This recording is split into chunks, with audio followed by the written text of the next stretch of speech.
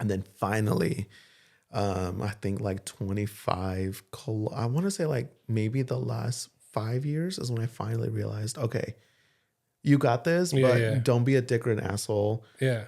You can be nice. Exactly, right? Like, let's just kind of go from there and see what happens. And then finally I was like, oh, I get it now.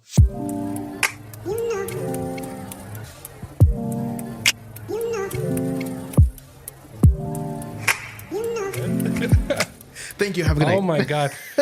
So that was the Paso Robles podcast. I forgot to hit record. God damn it. I love you. So this is the Paso Robles podcast. I'm just doing a real quick recap. No, go for it. Paso Robles podcast. My name is Miguel, your host. I'm here with Jorge Jimenez. I'm going to call him George because he said I could. And he's going to give you a little backstory on how he, came about. For sure. And actually, I want to go back a little bit to the whole Georgie thing. Okay. So I have a couple friends and family that actually call me Georgie. Okay. So the only two nicknames I really have growing up is Georgie and Jojo. Other than that, like strangers or whatnot, I either get called George or Jorge. Yeah. Technically, if at home, if I'm in trouble, or if I'm with family, if I'm in trouble, it's your full your government name, Yeah. 100%. And it's funny though, because my full name it's kind of like a sentence. So every time I have to go to like proper things like DMV or doctors or whatever, they're like, "What's your full name?" I'm like, Jorge Jimenez. Yeah. And they're like, "That's not We it. need the full, yeah. Exactly. I'm like, bro, I feel like, what is it? If you've seen Spy Kids, how they have password? to like go into the safe house and they have to get the full name. That's literally how I feel. Yeah. And it's funny though, because one thing I've noticed is every time I go to the DMV, they always like have my full name. Yeah. And they're like, we realize that your name is too long, so we can only choose certain names. I'm like, just put George Jimenez. That's all I want. They're like, well, we can't. I'm like, fine, then just do this. Yeah. And it's funny because every time I have people ask me, it's like, what's your full name? And I give my full name. They're like, oh, okay. Yeah, no, you're right. That's a full sentence. I'm like, so what's your full name? oh gosh. Don't come after me, U.S. government. But it's Jorge Alberto Jimenez Pardon Gonzalez. Okay. And the only reason why is because my mom, I always asked her, I'm like, Mom, were you drunk when you had me? And she's like, how dare you? I was like, I just feel like it's one of those things where you're just like shooting the darts. And you didn't know which one you liked, so you just wrote them all down. Yeah. Exactly. So she's like, I'm gonna choose this. But her backstory is that she wanted to basically have the whole family in my name, which I thought was sweet. But I'm like, Mom, like, come on. No. And then I have two brothers and a sister. And I'm like, what's their name? And it's just like 1, 2, 3. And that's it. I'm like, great. So are you the oldest? I am. Okay. Mm-hmm. Yeah. She kind of saw the mistake there, like as far as the naming. And then later on, she's like, I'm sorry, mijo. I made the mistake. Literally. But then I corrected it, Yeah. And it's always just funny just growing up with that full name. And every time I see it, to me, I in a sense, I do like it because obviously I get to depict from like other parts of the family and whatnot. But no, like overall, every time I have to bring it up, it's like, this is it. So, but yeah, no. So those are the two things. I either get called Georgie or Georgia growing up. And then of course the other two. But no, when I was little, I was born in Mexico and then came to the States when I was 5. And then just kind of covered all over California because my grandparents were the ones that brought me in. And I've been living in Atascadero for the last 10, 15 years. So when I first moved here, I was like, what is this? This is boring. Because I've always been a city guy growing up. Okay. So I've always lived in like LA, Bakersfield, San Pedro, so forth and so on. And then when I moved here, I'm like, what is this? Like, there's nothing to do here. But as I got older, I eventually started to really kind of expand. And I was like, okay, there's like, cool things to do here. It's still small, but I loved it just because I've always been a city guy at heart. Mm-hmm. Every time I go visit friends like in San Francisco or LA and I come back here, it's, oh my gosh, so much quiet. And you're like recharging your batteries here. In a sense, yeah. Like I'm very social, but I feel like I would be running that social battery 24/7. Mm-hmm. And I'm like, ooh, I can't handle that. Yeah. Plus, not to mention having the beach as my backyard, I can't say no. 30-minute drive? Yeah, that's not bad. It's not bad. Yeah. Plus, you're driving by the coast. Like you can't say no to that. Plus, not to mention, like it took me a bit to get used to like LA traffic and whatnot. So when I started driving here in these areas, I was always like, oh, okay, don't drive like an asshole. Yeah. You're fine. You're in a much more Yeah. slower pace position. But yeah, and then it was definitely it's been a journey to live in this area. And then I think So when you moved around, you said your grandpa's brought you here. Was it because they were working in the fields, or what made them move around so much? it was I guess to get a little personal, it was just because it's the whole typical like American, dream kind of thing. And so my grandparents basically thought that because I had two other cousins that were brought to the US as well. And all three of us, we were always together. We were always inseparable and just we always had to be together. So when they came over, I was just pretty depressed because I'm like, well, I need my cousins. Yeah. And so they brought me over, but it was also the whole typical like American dream situation. Yeah, that's kind of one thing they brought me in because they wanted it to work immediately on me having a dual citizenship. Okay. So that was, the main reason to be Yeah. able to be here, but also go back and forth. This episode is sponsored by Lion Pro Flooring. Give new life to your floors with beautiful, professionally installed flooring. Whether it's hardwood, luxury vinyl, or carpet, your home deserves quality you can feel and craftsmanship you can trust. Serving Paso Robles in all of SLO County, Lion Pro Flooring is your local expert in transforming spaces. Call or text 805-712-3710 for a free estimate today. That's 805-712-3710. Lion Pro Flooring, when quality matters. It's funny. I've talked to a few people on the show, and the common detail is they came over around 5 years old, 4 or 5 years old. Like, I don't know why it's such a good age to bring them from Mexico. It's a hard one because from what I understand is they brought me over at a young age because it was, I wouldn't say easier, but it was a little bit more faster to get my citizenship. Oh, okay. Yeah. Because as soon as I came over, my grandparents wasted no time and they immediately started working on it. Of course, I was confused because like every month or so I was going down to the Social Security down in LA and I'm like, what's happening? Yeah. They will pull me out of school sometimes and be like, we got to go. I'm like, okay, I don't know what's happening, but Like I'll go with daytime it. appointments. And basically, yeah. And thankfully, as I got older, I finally understood what was happening. So it wasn't until I was age 15 when I was finally a U.S. citizen, and it finally clicked. And I was like, oh, okay, now I understand what's happening. Yeah, they were like, we kind of wanted to make sure it was an immediate situation because the older you would get, the harder it was going to be. And so, yeah, I was like, okay, it makes sense now. I get it. But it was a journey, to say the least. So, I mean, that's good to know. 5 years old, it's easier as they probably look at a 5-year-old and be like, okay, he's going to be able to kind of blend in a little bit easier, because if you bring a 15-year-old over, they already have their own thoughts. They already have their own opinion. They're going to fight the system whatever way they can. 5-year-old, they're going to be like, give them a piece of chocolate and you're good. Right, 100%. Yeah. Well, here's the thing is I was a scared child. Like I was always very scared with no matter what it was as a young age. So when I was brought over, one, obviously I didn't know the language. Yeah. And of course my grandma immediately was like, you're going to learn both languages growing up just because we want you to be bilingual. Yeah. Immediately. Of course it was hard for me because I had no idea what was going on. I was always afraid of people, even though they were super nice to me. I was like, I don't know who you are. Not to mention, but if I was not with my cousin, then I refused to be wherever. Because like I said, we were together all the time. Yeah. He eventually was able to be more independent just because once they brought him over, he kind of just went with it. Me, as soon as I came over, I was like, I need him at all times. And if I was not near him, I would cry and I would be scared because I'm like, I don't know what's happening. Eventually, as I got older, I started to fully kind of grasp my own ways of moving forward with, I guess, life is one way to put it.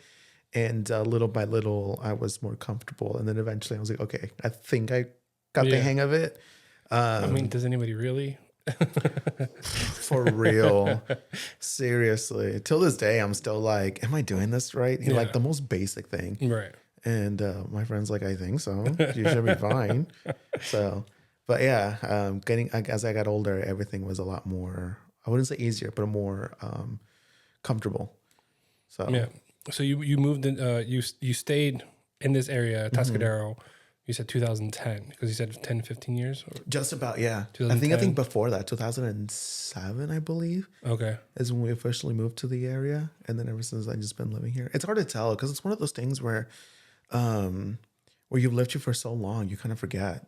Yeah, you kind of So, forget the timeline, right? oh yeah, Yeah, 100%. I do that all the time. Like when people are like saying like, "Oh, I was this years old when I did this," or "I was this years old when I did this." Like they're talking about 7, 8, 9, Yeah, 10, and I'm over here is like, I'm pretty sure I played soccer outside around that time. yeah, Like that's all I can remember. I yeah. can't tell like 9, 10, 11, 12.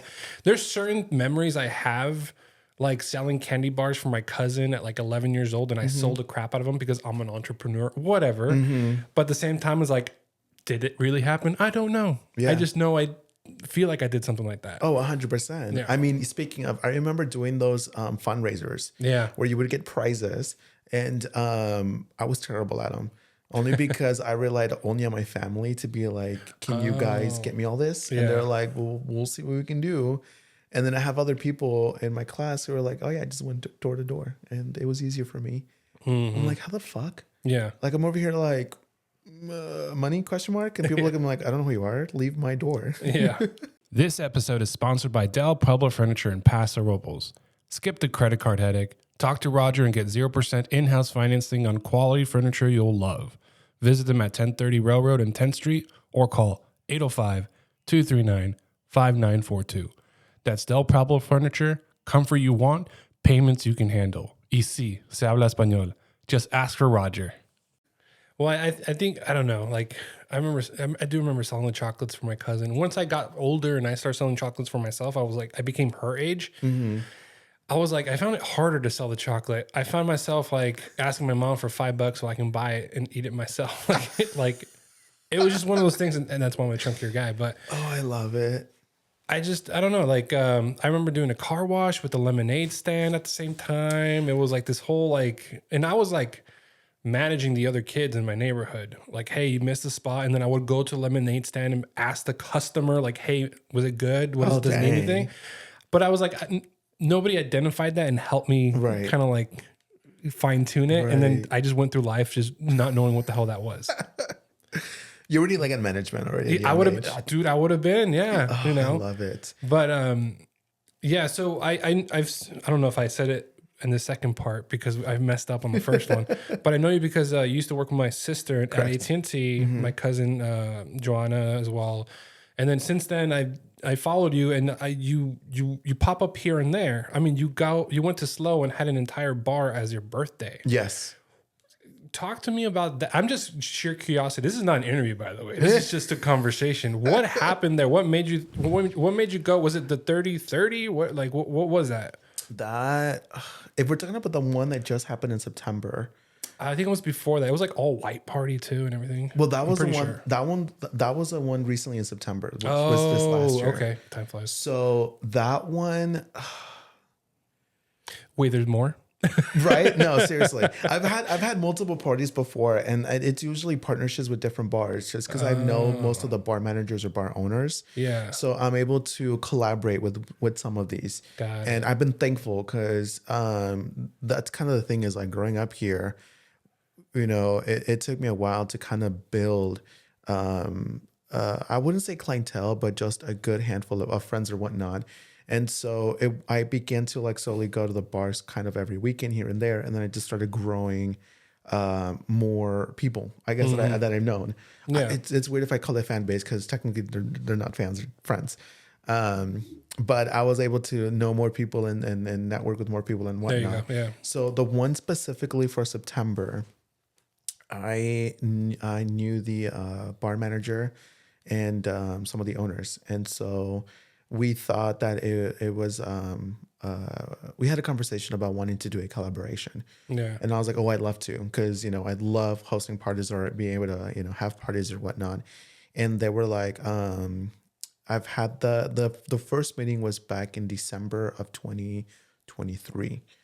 Was when we had the first meeting, and they kind of let me know on the inside, like, hey, we're actually letting you know you're gonna be the first person to know, but we're actually gonna remodel the place. We're renaming the place because originally it was called Mother's Tavern, Okay. and originally that's what I was gonna shoot for. I was gonna have a Yeah. white out party at Mother's Tavern, But then they were like, just a heads up, we're going to be renaming the venue. We're going to be just completely doing a whole new thing.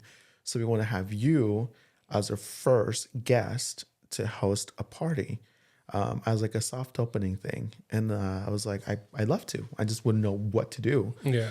And I thought about it, and I was like, you know what? Let's make it something simple. Let's have a whiteout party. And they're like, great, let's do it.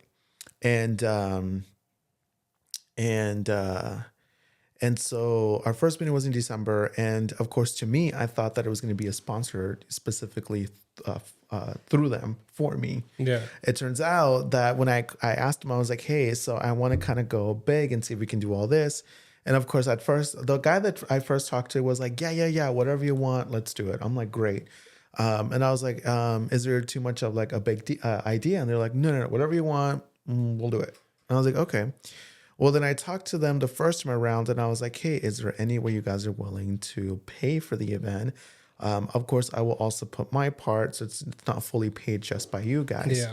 And the first guy I talked to was like, yes, we'll pitch in as much as we can, as long as you're knowing or as you're willing to bring in the clientele. I'm like, oh, 100%. I got that covered. And eventually, after a few meetings, we were good. And then he eventually quit, the original person I talked to. And then I talked to the other person. And then I wonder how much I can say without getting in trouble. And then I talked to the second person. And then so far we went down through everything. Yeah. And then he's like, oh, just to let you know, unfortunately, we're not going to pay for this because we're already losing so much money that with this whole new new place or whatever, I don't think we have enough funds to cover with what you're going for. And I was like, oh, so everything's going to come out of my pocket. Got it. So then I started to really crunch the numbers. And after putting everything together, I was going to spend about $5,000 for the whole thing, which to me wasn't a lot. Yeah. I mean, me as an individual, yes, it's a lot. But like Yeah. coming from a business perspective, I don't think it was too much, especially if they were going to get all that money back. Yeah. And so the only thing, we had a couple more conversations, and I was a bit bummed out because I'm like, well, I was really expecting to, get a hand here for all of this. But I was like, you know what? Let me still push for it, because eventually my goal at that time was just to bring people, just to put them on the map. After that, I could care less, because like I said, I love having events like this. And as long as I know it was a success, that's really what I'm going for. If I get paid, that's one thing. If not, like I said, I don't care. And so This episode is brought to you by Rad Scooter Deli on 6th Street. Craving something delicious in Paso Robles? Rad Scooter Deli on 6th Street has you covered. Enjoy tasty sandwiches, fresh salads, and smoothies like the Banana Nut Blast, my personal favorite. Kick back on the covered patio, sip on a cold beer and wine, and enjoy the easy parking. Order online for pickup or dine-in. And here's a treat.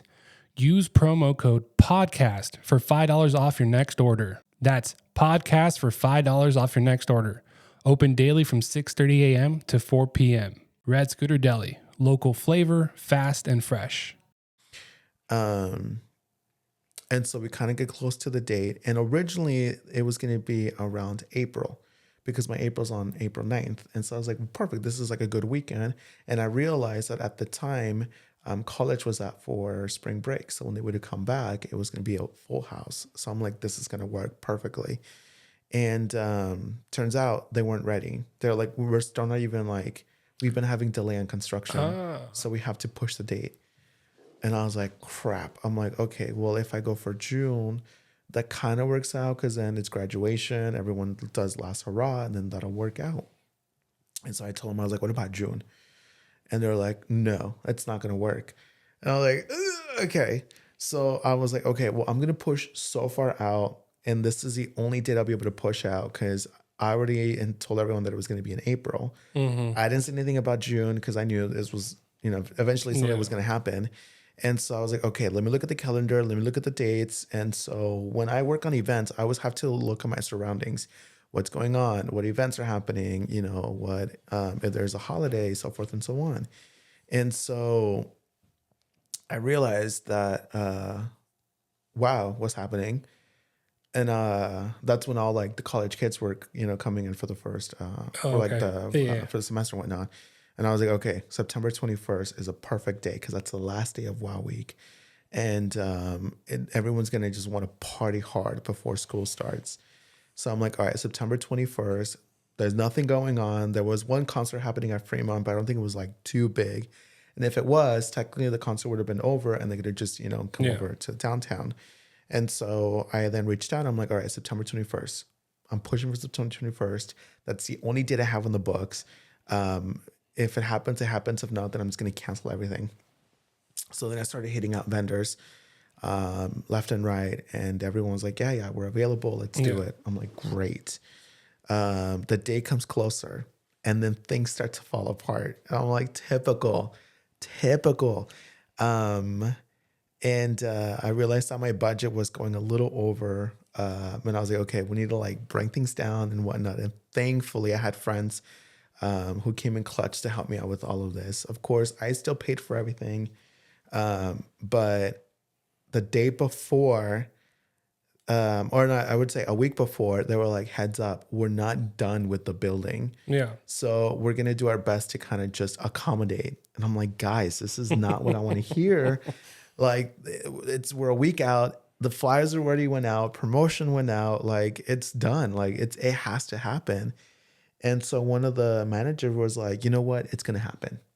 Even if the building, it's not even fully done, it's going to happen. I'm like, with all due respect, I'm not trying to have a half-baked building. I Yeah. wanted to make it look like it's good. Right. And eventually everything, they were like, okay, it looks good. Do a final walkthrough and see what you think. And so I did. I'm like, great, it looks good. We're good to go. Here's the thing that not many people know about, and I don't know if I'll get in trouble for this, but turns out that the night of my party, it was a soft opening, but word was going around that it was a grand opening. And and people were like, oh, this is a grand opening. And people were asking me and telling me if it was. I'm like, honestly, I can't say anything. I'm not going to say anything because I am instructed that I was told that it was a soft opening. So whatever happens, happens. But That probably fueled their interest. Like, oh, he's holding something back. 100%. Oh, it must be a grand opening. Listen, it was interesting because people were like telling me like, oh, it's a grand opening, this and that. And they started posting on social media, it's a grand opening. And the funny thing is that they never posted anything because they never posted anything about the event. Like I said, I did all the promotion. And even when I tagged them, they never share anything or whatnot. So yeah, people were left and right like, it's a grand opening, it's a grand opening. And so and behold, the night of, we had a line ready to go. We had people started to swarm the building because they were trying to figure out what was happening. And then when the doors finally opened, instantly we had a full house. And everyone was just, intrigued, like what's going on, what's happening. And then I think an hour into it, I finally arrived and people were like, what is this? Yeah. And so finally they're like, and people were telling them like, oh, it's George's birthday bash. It's a whiteout party. And people were like, what? And so and behold, it was a good time. I had a blast. I had 3 outfits throughout the night. And then I had a full performance at midnight, which shout out to the dance company that was there, Revive Dance, because they originally reached out to me and they're like, hey, we want to do a performance at your birthday. Do you mind if we do? I'm like, no, by all means, go for it. I'd love to. And then finally they were like, do you want to be a part of it? I'm like, hell yeah. Of course. Like, I'd love to. Yeah. Like, are you kidding me? And they're like, great. And we started rehearsals in May. And it kind of just ran through until the night of the event. And yeah, I shout out to them and especially Brie, because Brie was the one that put the actual choreography together. She's the choreographer of the whole thing. But yeah, no, it was a lot of fun. I had a blast and it was a good time. And then I reached out and was like, are you guys ready to do a second round? Mm-hmm. And at first they're like, yes, we're down. And the second time I wanted to have is just a massive drag show. Just because I know there's not many drag shows in the area. And I was like, you know what? I want to have a massive drag show. And I reached out to one of my drag friends who was a drag queen. And I was like, I want to have about 15, 20 drag queens perform. And they're like, that's a lot. I was like, I want to feel like a massive, thing. Yeah.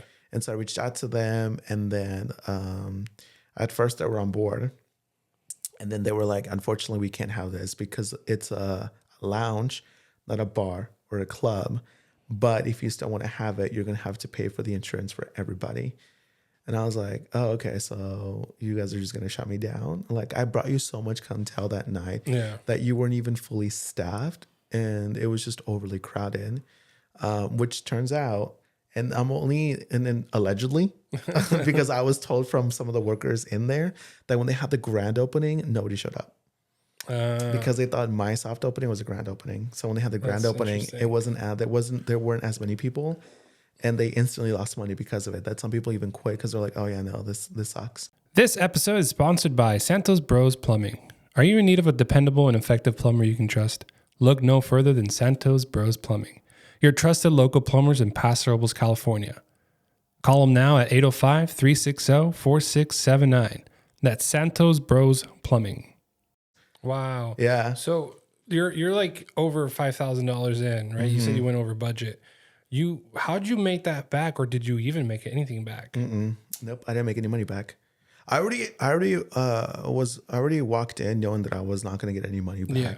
Like I already knew from Like the no get-go. cover charge, nothing. Well, here's the thing is that, and this is kind of that really bummed me out, is that originally there was supposed to be no cover because I requested no cover. My goal Yeah. was just to fill the house. That was it. Well, from my understanding, cover is usually if there's not enough people. Correct. Like they anticipate not enough people, you at least make $5 a person per capita, right? Yeah. But when you are anticipating to fill the house, you shouldn't have a cover, which, that just is basic, bar etiquette is from what I'm understanding. Yeah.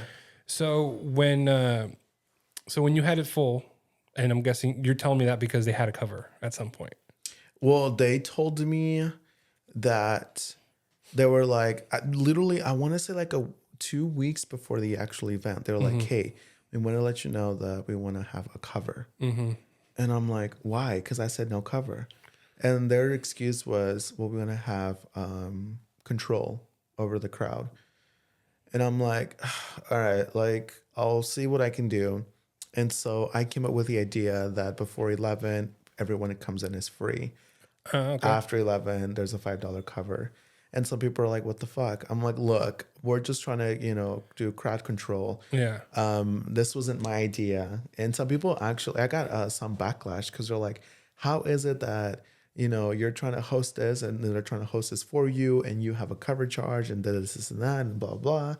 And I was like, look, it wasn't my idea. Yeah. It was just a business tactic just so we can have crowd control. Well, let's look at it on a positive note. You saved a whole bunch of people money before 11 o'clock. True. That was a smart True. move. That was a good. You're protecting the people you invited. Yeah. No. Plus, I did also have a VIP list. Oh, okay. So I think I had like 35 people. Oh, okay. But yeah, I to me, like at that night, I was like, you know what? I'm just going to block everything out. I'm gonna have a good time. And then whatever happens, happens. No. Thankfully, it was a positive outcome because a lot of people are like, when's the next one? I can't wait for the next one. Let me know when the next one happens. And unfortunately, it's not going to happen. Why do you say that? I was actually going to ask you, is like, this became such a good event. If you worked the angle of making a profit out of it, you probably could have talked to the right owners, talked to the right venue. Right. So why are you saying no? Why now? I guess, well, let me go back a little bit. I probably wouldn't say like no, but I'll say no to this venue specifically. Oh, okay. But if I ever do have the chance to go with another venue, then yes. I know there's one that I wouldn't say they reached out, but I had some people thinking that this place would have been a good place. Most people know it in Slow, but it's called Kreuzberg, which is a coffee shop. I guess they've been slowly wanted to enter into the nightlife. And so they looked at me, some friends, reached down. They're like, what happens if you have it at Kreuzberg? I know it's not really a bar or anything. It's a coffee shop, but the building looks nice. And I was like, you know what? It's an idea. But for now, I'm kind of like pinpointing the idea and then I'll eventually get back to it just because, like I said, this event that I had at Farrell kind of took so much out of me. And I was like, let me just kind of make that back. Yeah. And then if I can, then I'll, do it again. So what do you do for work right now? Um, so I guess The long pause makes me worry a little bit. no. Nothing illegal, right? No, Okay. nothing bad. It's just funny though, because so I guess my real job, the one that actually has a steady income, is I still work for AT&T till this day. The adult job. Exactly. But what I do on the side is I'm a fashion stylist. Okay. So that's my main career goal, is to be a fashion stylist. And so usually on social media, I post so much of like the events and stuff that I do, because that's my main, goal, and that's what I want to do. So when it comes to working for AT&T, not many people know about it. And so it's funny though, because when I'm out and about doing things and then people see me at the store, they're like, what the hell? I'm like, yeah, this is my real job. This is what I do for a living. But I do love what I do. Don't get me wrong. Just because working at AT&T has helped me build somewhat of a career, but also has helped me network with people. Yeah. And because of them, I'm able to then expand to these events and then be able to go to these events. And it's really been a blessing. So, but that's my real job is AT&T's side jobs is usually being or wanting to be a fashion stylist. But then I also do a little bit of IT work here and there. And then I do social media on top of that, which to me, people are like, oh, so you're an influencer. I'm like, I honestly hate that term. Yeah. Because when I tell people that I do social media, they're like, oh, so you're one of those influencers. I'm like, well, no, because one, I'm not really influencing anything. Yeah. I'm just showing my life like in the big screen. And then if people get influenced, then yeah, by all means. But I'm not trying to like force people into doing something or whatnot. So just because I know social media pays me, so I try to keep content with that. So I guess that's my main job is AT&T, but I have like other things on the side to help me with more income. But yeah. This episode is sponsored by Western Janitor Supply. They have cleaning supplies and equipment for any workplace. Call today at 805-238-2112. They provide an extensive line of chemicals, paper products, and floor equipment. Again, that's Western Janitor Supply, located in downtown Paso Robles. Yeah, so because I've always been curious about the whole promoter life and stuff like that. Because I've gone to Vegas a couple times. Bitch. Not enough to be like I know how it works, but it's Yeah. like I've seen it in the movies. I've seen it, here and there. And I'm like, oh, it's cool. Like, and then you see. I guess there was a couple episodes, or at least one episode in Shameless, where Fiona tries to promote a club, and then she has to like pay every single person after, the vendors, the bartenders, the waitresses, and then she ends up like losing money on her first one. It's like, oh wow, you actually like broke even or something like that. Like somebody mentioned that. Oh gosh, yeah, no, it's definitely not how most people seem to look at it. So I started promoting when I was 18. And the first place I started promoting was the Grad. Oh, yeah, for like Wednesdays or Wild Wednesdays, because it was 18 and over. Right. Only because I had friends that we would go to every Wednesday because I had no responsibilities. And so I had a group of friends and we would go every Wednesday. And it eventually became so common that we'd go every Wednesday that even the bouncers, the bartenders started to recognize me. Yeah. And they're like, who are you? And eventually I kind of just slowly, became a promoter for them.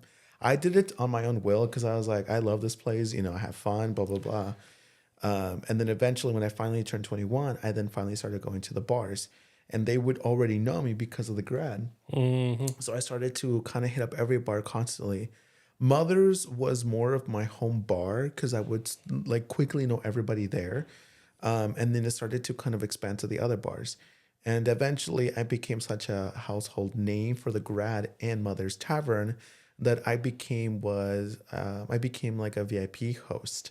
So every time I go to the Grad, I was always shouted out. Like, we would have this kind of event with your VIP host, George. And they would post me on the flyers here Oh and there. shit. So I became such a household name that people were like, who the fuck is this guy? Yeah. Um, and so that helped me a lot to then work with the other bars. And then eventually I started working with other companies who I then promoted for. So I would, post flyers, pass out flyers, so name and so forth. And I would get into these events for free because I was promoting so much. And yeah, I just kind of ran with it. And it was, fun, but it was a lot of stress because I would then have my real job and then I'm trying to promote this, and then go to these events and da da da. So it was a lot. But yeah, it's not like the movies or TV shows or how Vegas does it. Yeah. And so it was a lot of work. But yeah, I had fun doing it. So what's your ideal career after all this? Like, let's say you want to quit AT&T, Yeah. which I'm sure they've treated you well, kind of thing. Yes. But what's your end goal here? Like, where do you want to be at in the next 10 years? OnlyFans. OnlyFans? No, I'm just kidding. No. What's your handle? Right? Shout it out. Literally. Oh gosh. No, the ultimate goal is to work in the fashion industry. Okay. That's God. I that's always been my passion in general.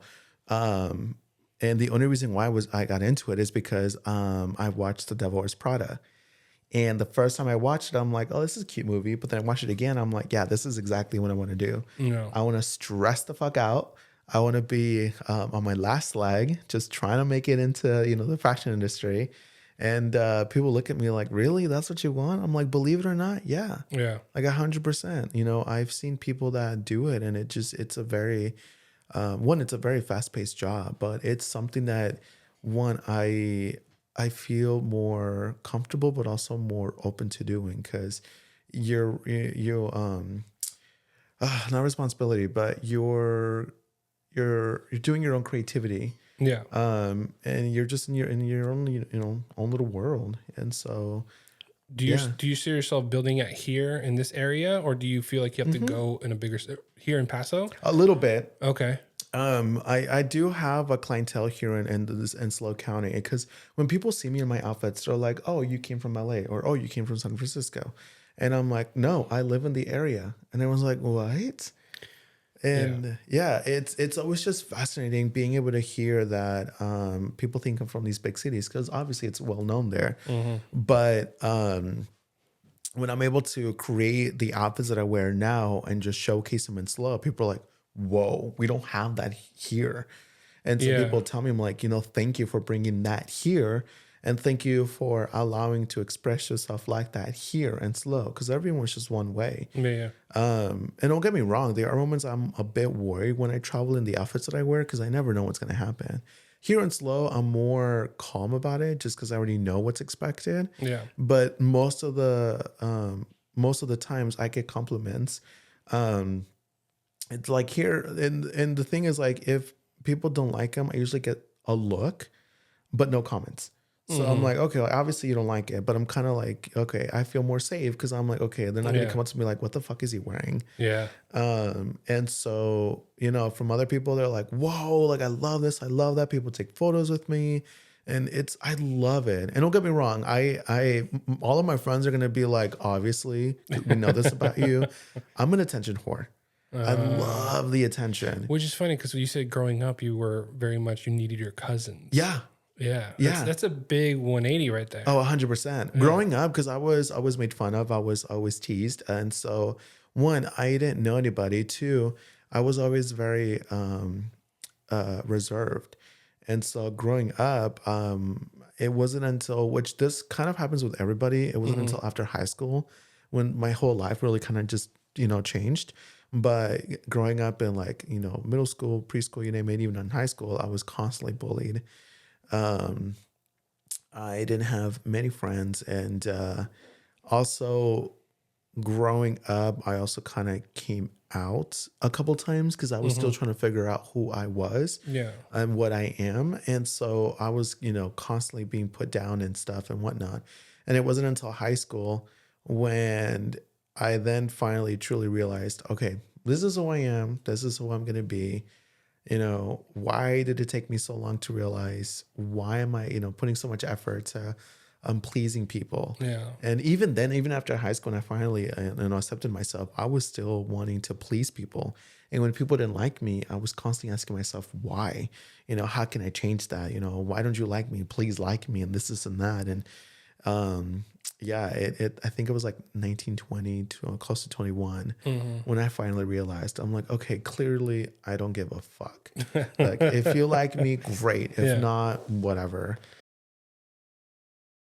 This episode is brought to you by the White Wave Wellness. Choose to live a healthy and fulfilling life. Wellness is more than being free from illness. It is a process of change and growth towards a mentally and physically healthy lifestyle. Reach out to Jennifer Hale to learn more about how this water can change your life. Along the way, because I was very immature, and it took me a while to realize, like, okay, let's step it back a little bit. Let's kind of recoup and kind of gather our thoughts and go from there. And then finally, I think like 25, I want to say like maybe the last 5 years is when I finally realized, okay, you got this, but don't be a dick or an asshole. Yeah. You can be nice. Exactly, right? Like, let's just kind of go from there and see what happens. And then finally I was like, oh, I get it now. Yeah. So till this day, like, if people like me, great. People don't like me, okay, well, oh well. And then eventually I had to like really be more mature. Because like I said, after burning those bridges, I then finally realized, okay, I need to stop doing that. Because if I want to reach out to someone, no one's going to be there. Yeah. So yeah, it took, like I said, it took me, and I'm still to this day, I'm still like learning about myself. I'm still growing up. Which is funny. I see like a lot of parallels with stories I've heard. My own story, like when I said you said you came over at 5 years old. I know other people who came over 5 years old. When you're saying at 27, 28 years old, you started really realizing who you were. And you said like, I'm going to lean into it, but be nice. Yeah. That's around the same time I'm like, I'm going to lean into what I want to do too. Yeah. It's like, it's like everybody's somewhere in the same time frame of things. So when you're 32 now? Yes, 32 now. So when you're 32 and you're looking at somebody at 26, do you look at them like, oh, just wait one more year? Like, do you tell yourself that, wait one more year and then you're going to be free? What's mentally? Yeah. What's funny about that is when I see like these young 21, 22-year-olds, 25-year-olds, you name it, I'm actually jealous of them because I didn't have what they had, which was they're still young enough. Have you. Right? Seriously. I know there's moments that I look at them like, you little fucking piece of shit. And because here's the thing, mentally, I'm not there yet. And it's weird because I always have to sit down and really think about it. So yes, I'm a 32-year-old man. And it's weird saying that because mentally I'm still like I'm 21, 22. Because I never really had the whole like, young live situation kind of thing. I had to grow up quickly because of the lifestyle that I was. And of course, if I'm being honest, living in a Mexican household, you don't really have time to be a kid or a teenager or whatnot. So I had to grow up fast. Not to mention, but I also had to live a secret life because growing up and coming out, of course, some family, they're like, no. And of course, then it's just a whole new thing. And it was tough. So of course, it wasn't until finally became a full adult is when I then was able to then live my true life. But I'm still stuck in those moments where like, I still think I'm 25 until people are like, you're old. Like, no, you cannot do that. I'm like, you're right. I kind of forget. But dude, it's wild. Yeah, seeing these kids, I'm like, whatever. Yeah, because I managed a movie theater, and I think we actually worked together a little bit there when you had Hocus Pocus, the second one.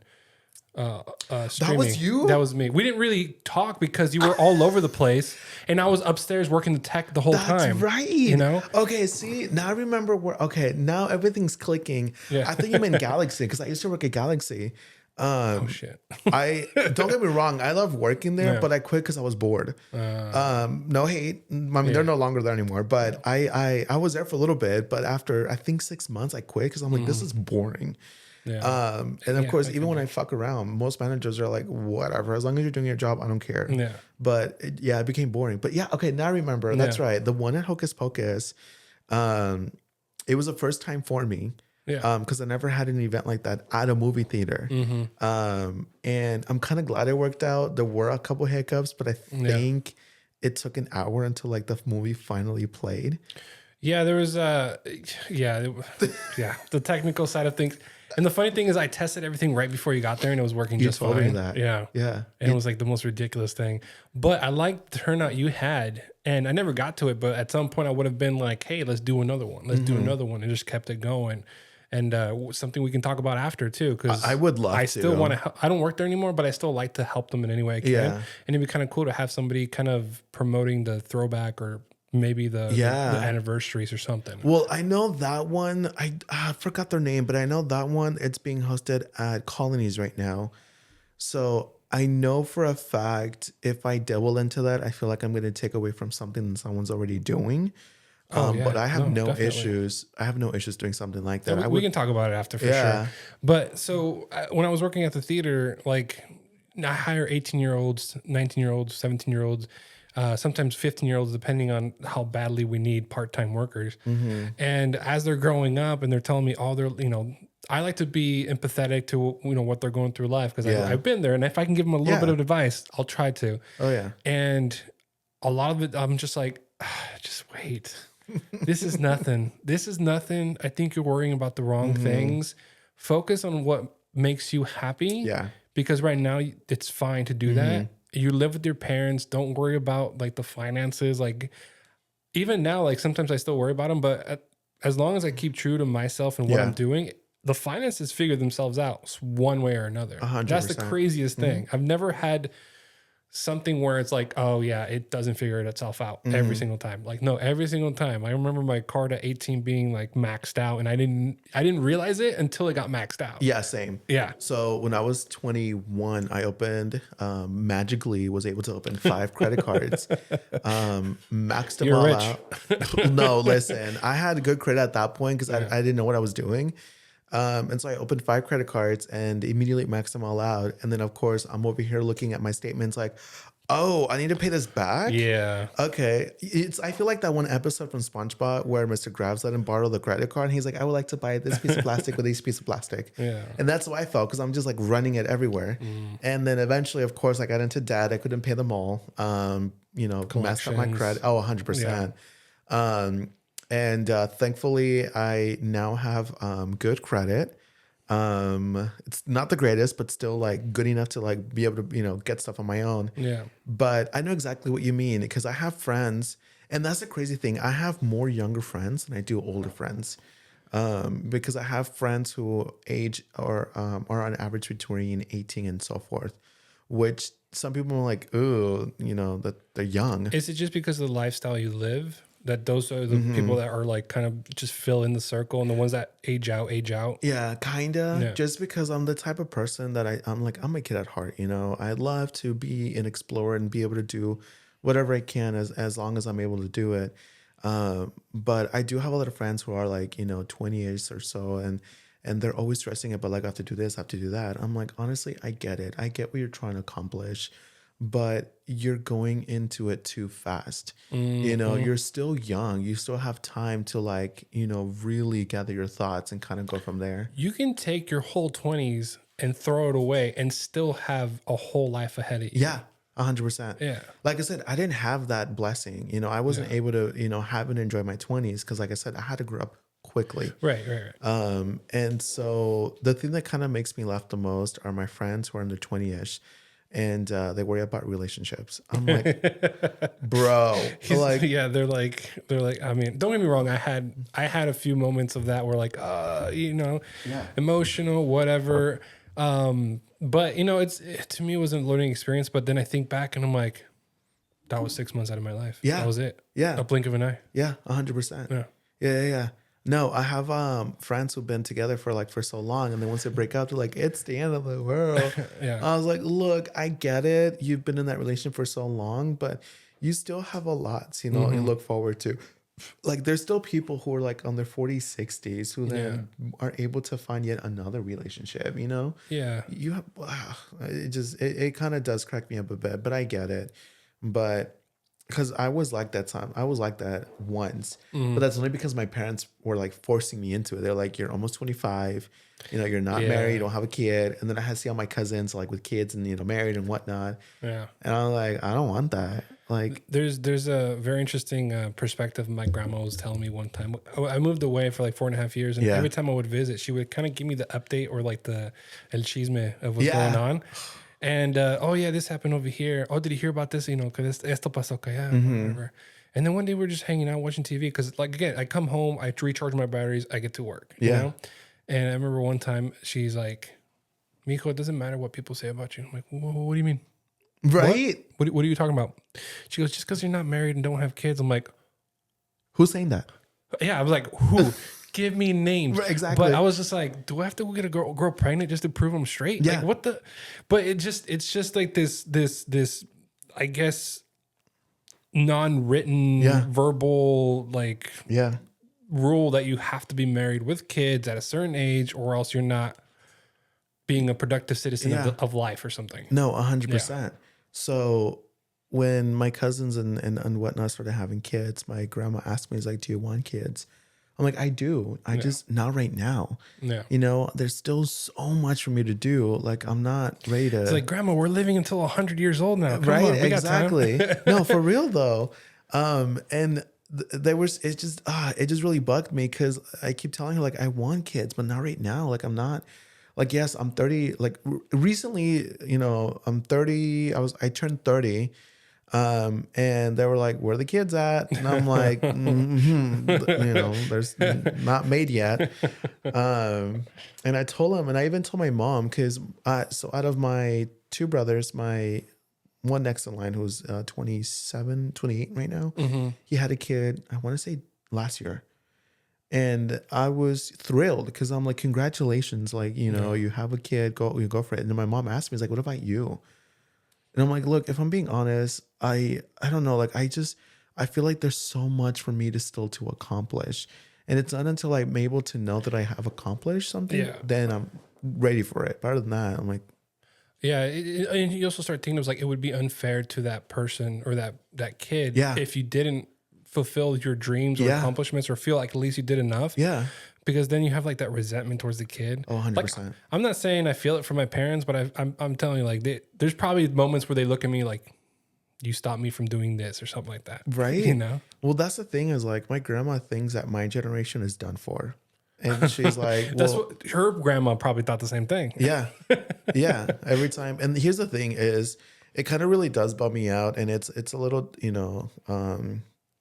it hurts a little because I know between me, my cousin, and my other cousin, who are brothers, and they are gay, and then to me, they think I'm just full on gay as well. And I told her, I was like, "Mom, you do have to realize like there's other than just this or that." And so I try to explain to her, I'm like, "Well, I need to make easy terms for you. I'm bi. I like men and women." But the technical term is I'm pansexual. So I like pretty much anybody. Just because if I'm able to really interact with someone, then, so forth and so on. And in her mind, she's like, "Well, you like men, period. That's all I see." I'm like, well, that's hard. Because then how do I like tell him like, well, no, that's not the case. Yeah. And so in her mind, she's like, "Well, that's done for. Like your generation is done for." I'm like, "Well, that's not true." I've told her numerous times, like, I want kids. I want three. Yeah. I want a boy and a girl that are my own. And I do want to adopt a child because I want to give someone else the ability to have that. But one, to be more realistic, one, I'm just not interested. And then two, I'm also dealing with health. So of course I'd rather, be healthy first Yeah. and kind of move away from what I'm dealing first and then kind of go from there. Like even if I'm 40, then I'll be like, okay, I think I'm ready. But even if I'm like older than that and I can't have kids, and at least I know I have the option to adopt and give someone else a life that they couldn't have. Yeah. So I tell her numerous times, I'm like, I'm gonna eventually get there. Just give me time. But I think to her mind as well, the only other thing that comes to mind is like, well, what happens if I die and I don't see your grandkids? I'm like, well, you can't think that way either. Like, come on. Yeah. They use that for everything. El día que yo me muera. Oh my God. Literally. Yeah. That's funny. No, luckily my mom has 4 grandchildren now within the last 5 years. Yeah. But before that she was like, no, no me van a dejar ningún, Yeah. ningún, Yeah. nieto or nothing like that. And then like 2019 hit, and then all of a sudden she's got 4 grandkids within 3 years or Yeah. whatever. I'm like, are you happy now? You Yeah. happy? But yeah, no, I think it's one of those things where like it's such a Mexican tradition or Mexican mentality there. It's going to be the next thing. Like our grandchildren are going to be looking at us and be like, why are you like that? Right. Yeah. No, exactly.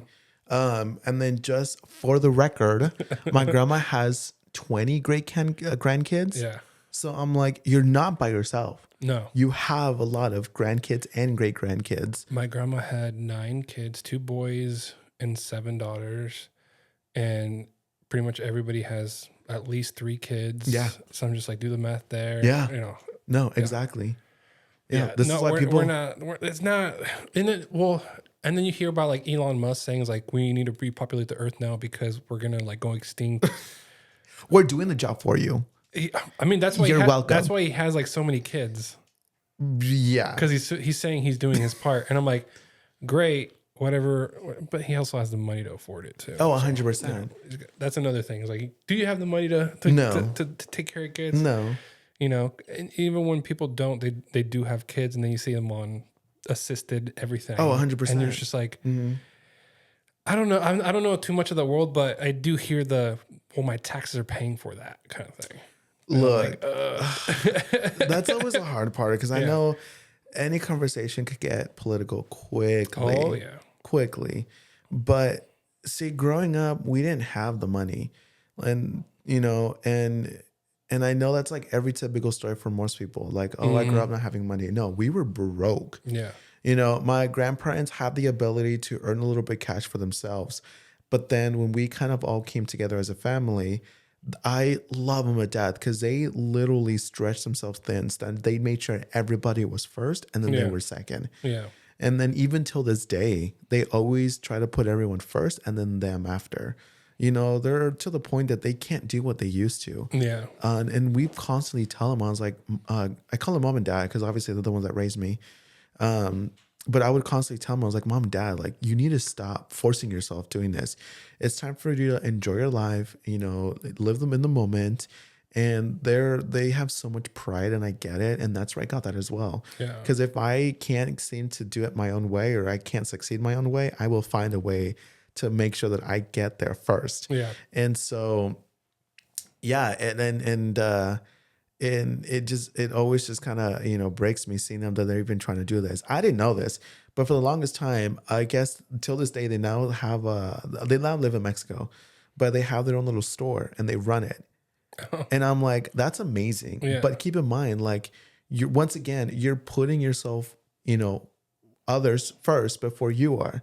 You should be relaxing. You should be enjoying the moment. But my grandma, of course, she's like, I can't because I want to make sure that I'm still doing something. And this little store is like my own thing. It's like my own kid. I'm like, I get it. But how many days are you working? How do they work it to provide, or do they work it for themselves?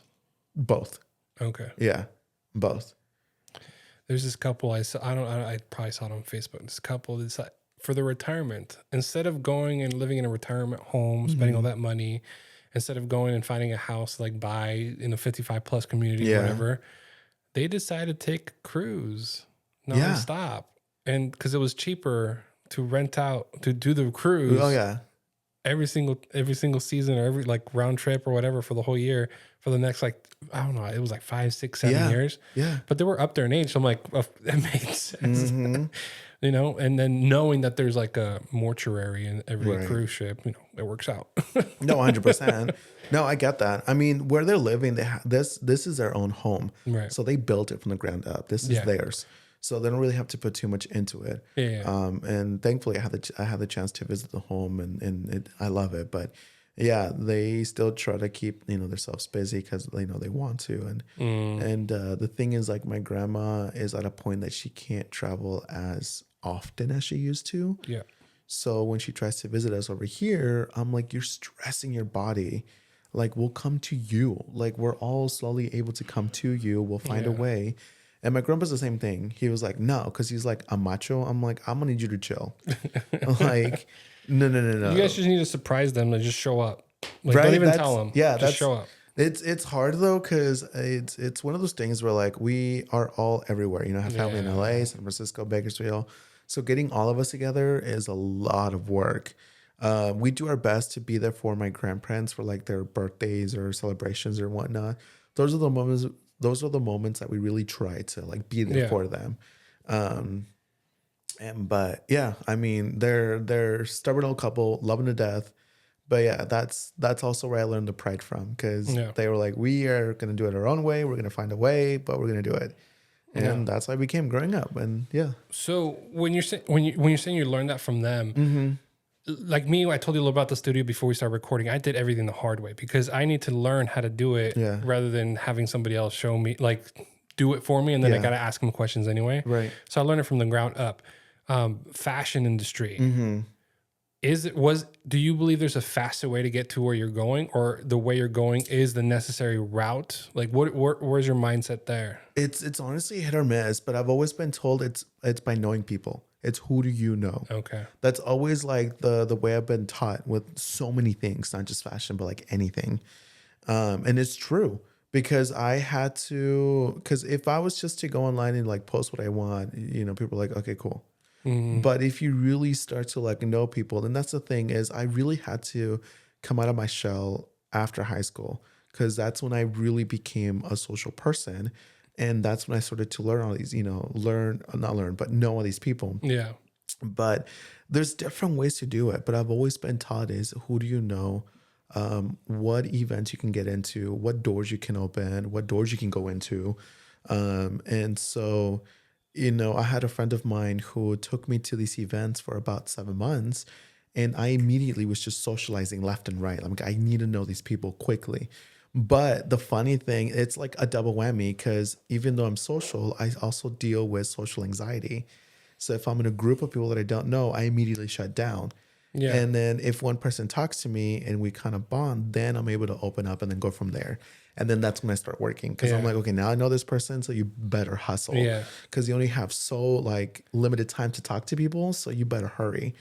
And so that's how I was able to like know more people and be able to like expand. And that's how I really got into fashion industry. Because by one, knowing people, but two, also had people that met me and they're like, do you go shopping with people and buy their clothes? I'm like, I've never really done it, but if it becomes a thing, I'd love to.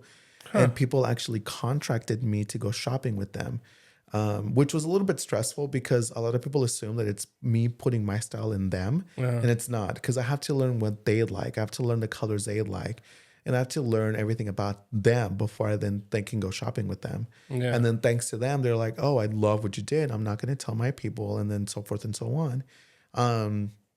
And I've been to a couple fashion shows. I've been to a couple private events that, hosted fashion events. I even met celebrities because I was able to like interact with people that they were like, oh, well, I know this person, Yeah. come to me and then meet this person. So no, it's been a blessing, but I will admit though, like being in a small town, it's a little bit harder because of course it's more restricted. So my friends were always telling me is like, why don't you come to like LA or, San Francisco or even New York? Like as much as I love to, it's like with everything that I already have established here, I'm kind of already used to it. Yeah. So going to bigger cities, it's tricky. Also, I feel like if you go to a bigger city, it's more diluted. Like Yeah. here you have this potential, right? And that's what I keep thinking about Paso is like anybody who comes here and starts something, either you're the first or the best at it. And right now, a lot of people are being the first here. Yeah. And that's the thing that's like, I think has Paso going for it. Yeah. Is it has so much room to grow, so much potential for anybody who's trying to start anything. Like I'm the first technically podcast studio that rents out the studio for people to use. Like, Yeah. nobody else does that. Yeah. But if you go to a big city, there's like 10 of them. Oh, 100%. Yeah. Yeah, no, I totally get that 100% because when you go in LA, you're battling with like, Tangent Mojo, fucking Trish Paytas, people like that. And here it's like, I don't know anybody. Technically, the only podcast that I know in the Slow County is My Backyard. They're the only ones that I know of. He was Like a podcast show? yes. Okay. Well, I don't know if it's like this, where it's like, but it's usually more of audio. But I think you're the first actual podcast to have like cameras in. My Backyard is more of like audio. Audio. Yeah. Yeah. No, the more I keep trying, every once in a while, I'll go on a podcast like Apple, Spotify, or even just Google or ChatGPT it. Like, what other podcast shows are around me, Yeah. whatever. But a lot of people don't disclose where they're located. It's called Yeah. something random. My backyard. There's other, where wine takes you. That's where wine is. Paso Robles. Right. That makes sense. But like, there's a lot of other podcasts like boredom. Like they can call it whatever they want, Right. but it doesn't necessarily tell you where they're from. Right. That's true. And that's why I called it Paso Robles Podcast. So when people Google Paso Robles Podcast, it literally just pops up my show. It's the person that comes into, I get that. And that's smart, honestly. Yeah. Because like I said, being a small county like this, there's not much that goes on. Right. So it's Build now while it's small, and that way when it grows, you are the person. that's why I'm so thankful to live in this area, because I'm well known. Yeah. And it's funny though, because people always go around, they're like, you're the Central Coast celebrity, this and that. Like you have ins to places and whatnot, and it's fun and it's funny because I never really thought of it that way. So every time I go to people, they're like, he's, this Central Coast celebrity and da da da. And people have asked me, like, are you really a celebrity? And I'm like, I don't know how to answer that, honestly, because Are you verified on Instagram? yes, verified on Instagram and Facebook There you and on Snapchat. Yes, I am. Which thanks, guys. I am, and it's funny though because I went to Vegas not that long ago, and I met with a neighbor of mine who I kept in contact with, and we went out to lunch and whatnot. And it's funny though because she actually told me that she showed my Instagram profile to her daughter, and her daughter apparently freaked out because she's like, You know him? whose celebrity is this? He's verified on Instagram. Who's this famous person? Yeah. And she just starts laughing, and she's like, he's just a friend of mine. Like he's not really like a celebrity friend to me. He's just a friend. Yeah. And so it's comments like those that always just make me laugh and also make me feel good because once again, it's one of those things like I want to be well known, but for like I wouldn't say the right reasons, but for good reasons. Not like Kim K that freaking Well, her life was pretty much what's it called? Not catered, but it was orchestrated. Yeah. Yeah. Yeah. I mean, it's one of those things because like I said, I really do, in a sense, want to be an influencer.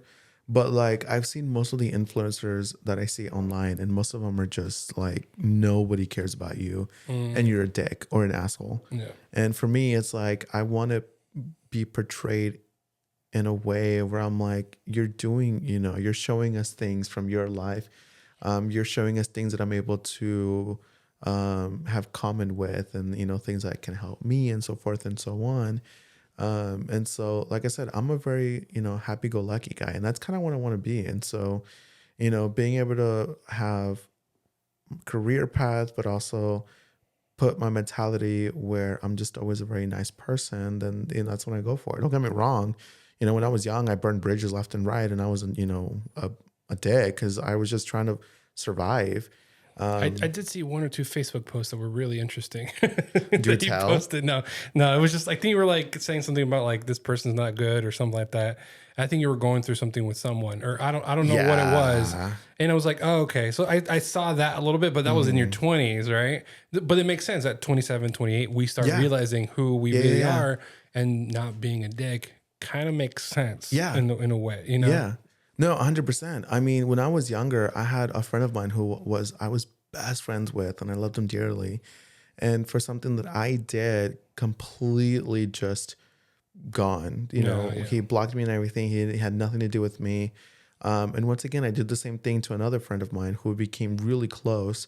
But it was my fault because I became obsessed with the relationship itself, that I wanted more. And so I kind of basically scared him off. We talk to this day now because we were able to like finally kind of, move from the past. But it just the whole interaction, it took me a while to realize like, oh, yeah, that was my fault. I'm sorry.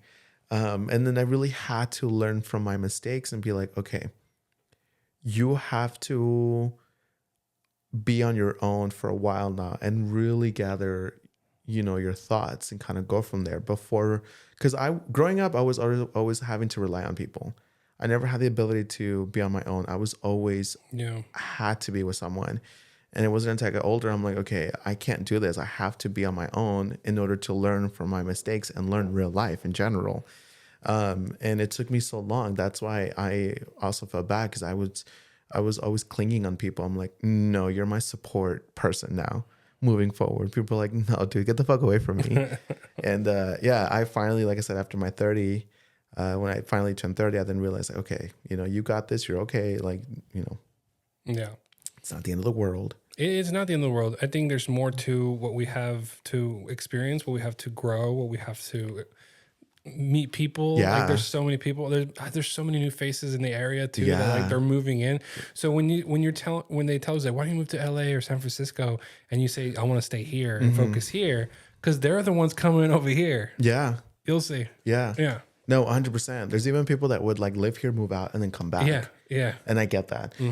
But no, I have friends of me who will constantly tell me, like, why don't you move to LA? Because what you want to do, you'll be able to find here. And I'm like, true. But keep in mind, it's very cutthroat. Oh, yeah. So you have to like really know, those top people to get in. I barely know the surface. So they're the ones that are barely helping me. So no, I have to like, know executive CEOs, you name it, to be able to like really get in. Yeah. Or famous people in general and be like buddies with. Plus not to mention, but like I'm already kind of steady where I'm at right now. So that's the reason why I've only stayed here, because I already know how to navigate the ins and outs of here and slow. Yeah. If I was to go to like another city, one, I'm going into a whole new territory. Two, my biggest fear is what happens if I don't make it? I don't have a home to come back to. Yeah. So it's not like I can go give it a try. I'm like, oop, I can't. I can come back. Like once I'm there, I'm there. Yeah. But that's the thing, is that even when I do go visit these places, I already know what to expect and how to navigate, because then I already know that I'm going to come back to something that I can already rely on. Yeah. So no, it's crossed my mind, but I'm like, no. Yeah. Yeah, I know. I follow other Instagram pages that do like the exact same thing I'm doing, but they do it with like a lot more money. Yeah. Put into it. And I'm like, I'm not there yet, but I'm going to get there. So what's one thing you would tell the younger you if you had an opportunity? Oh, What's one thing that you would tell that 22, 23-year-old you if you saw him right now today? We'll end it with that. What would you tell them? oh my God, stop being a little bitch. No. The younger me, that's the thing, is you, and I know it's very cliche to hear with when people tell me this, but you do have one life, and live every day like it's your last, because that's exactly what I'm doing. My dad passed away last year and it killed me. But then I had to realize that because of him, I have to see life like it's my last and just live it to my full potential. I know there's a lot of, obstacles along the way, and that's part of life, but you have a way to overcome it. It may not be easy, but you have a way to do so. Plus, you're not alone. And that's the thing, is like most people feel like they're by themselves and they have to do this by themselves. That's how I was for a while. And I was like, no, like I have people that I can reach out to. I have family or friends that I can, be able to ask for help. And I then return the favor, because I'm the same way. Like, you need help, I got you. But that's the thing, is like, if I was to tell my younger self, is to live life to the fullest whenever possible. I think that's a good one. That's a good one. Well, thank you so much for coming on my show, George. If anybody wants to reach out to you, maybe hire you to promote an event, how can they reach you? Listen, I'm down. So all of my handles is Fame Makers. Fame Makers. Yep. Mm-hmm. Okay. Yeah. And the only reason, so a lot of people always ask me about that. And I can tell you real quick, is the only reason why I have Fame Makers is because a friend of mine, we were going to create a YouTube channel called Fame Makers. Oh, okay. The story behind it was because we wanted to be famous. And so originally our email and contact info was going to be Making the Fame. And so we were going to run by it. But she kind of was like, I'm good. So I was like, can I steal that from you? Mm-hmm. She was like, go for it. And ever since then, I just ran with it. Yeah. And people constantly ask me, is like, what's the whole thing behind Fame Makers? And I'm like, it's honestly just because I want to be famous. Yeah. And they're like, oh, okay. And so till this day, when people see me in public, they're like, oh, Fame Makers. Yeah. And it's weird because I'm still not used to it. Yeah. But yeah, that's how Fame Makers, became a thing. And I love it. It's straight to the point and kind of rolls off the tongue. So it's easy. Yeah, it's easy. Fame Makers, reach them out. Instagram, Facebook, Twitter. I'm everywhere. Everywhere? Snapchat. I'm on X. I heard Snapchat's big growing still as far as like the creator fund. Yeah, Side of it. it's still I have to learn more about that, but it's still a brand new thing. But yeah, but I'm on every social media platform. Believe it or not, I even do have an OnlyFans. I don't use it, but it's there to promote things. But yeah, any social media that you can think of, I'm on. It's Famemakers. The only one that's different is Facebook. Facebook is Famemakers 2. Because originally the Famemakers, I messed up on the original profile and I couldn't fix it. oh my goodness. So I got rid of it and I did Famemakers 2 instead. But everything else is Famemakers. Yep. Got it. Well, thank you again. And I'd love to have you back in the future. Love to come back for sure.